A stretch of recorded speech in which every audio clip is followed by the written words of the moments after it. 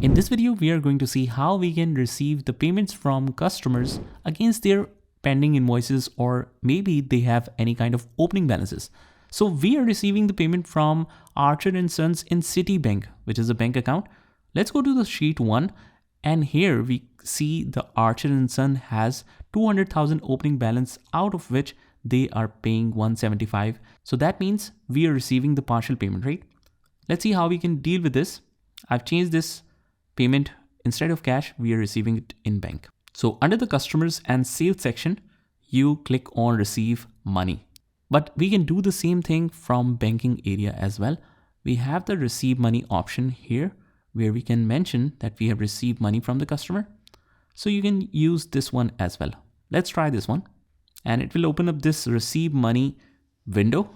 You can mention all the information, whatever we have. If we have a deposit ticket ID, any kind of check or reference number, receipt number, you can mention all of this basic stuff.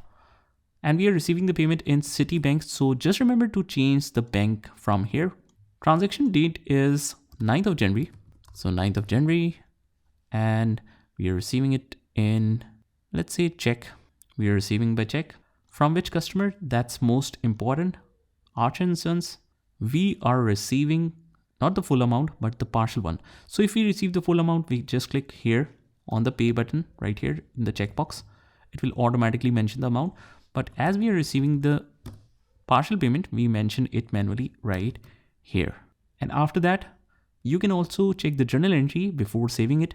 Click on the journal from the top. And from here, we can see that Citibank is debit because we have received the money. And against that, receivable is reduced since the customer has cleared his balance. Let's save it. And that's how you can receive the pending amount from the customers in bank.